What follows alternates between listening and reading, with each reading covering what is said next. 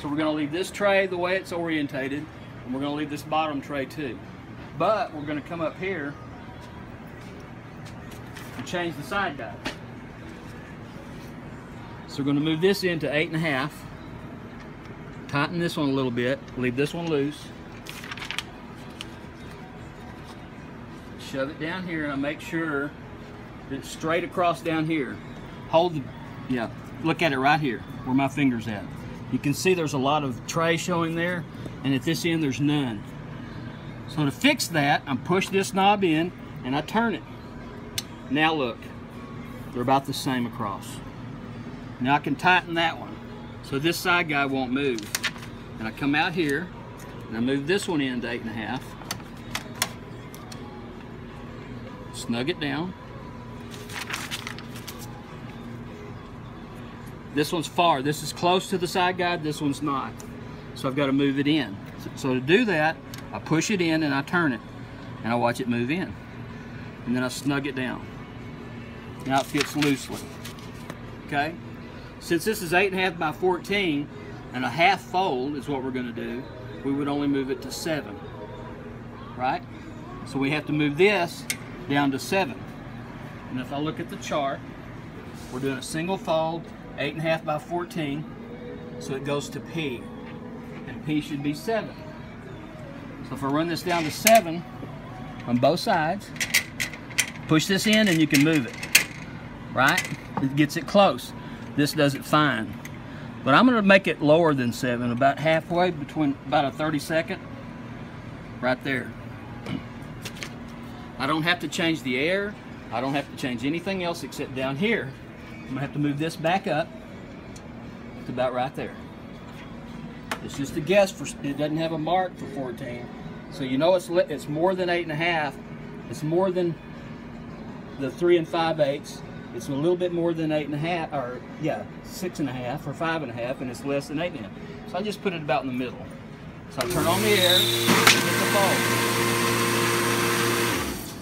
and it's right on the money. First time.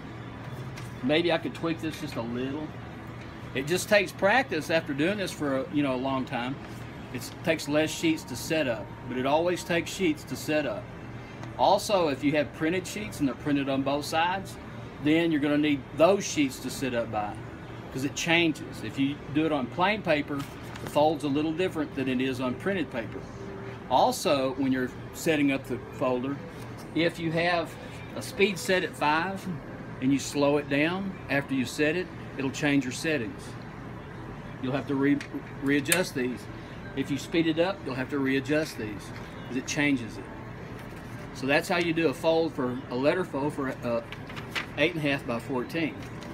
To do a letter fold, not a half fold, but a letter fold, you come over here to letter fold, over to 8.5 by 14. So that would be H and H. So I come up here, move this down to H, just under it, and go just under H. And over here, I'm going to move this up to the notch just under H.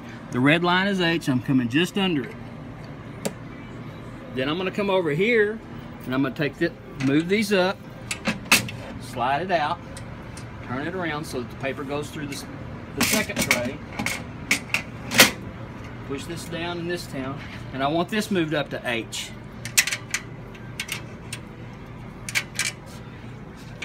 So then I get it right to H, and a little bit under, just like the top one. I come over here, there's H, I go a little under H. Then I get a test sheet, and I turn the air on. There's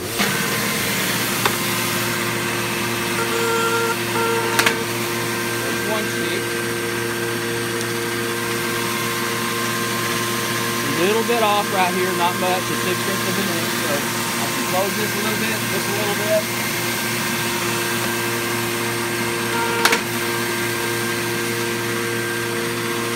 Almost right on the nose. A perfect letter fold. Keep in mind, these are blank sheets of paper, and if you're using printed paper, it's printed, copied, or printed on a press or whatever, you'll have to run those sheets through.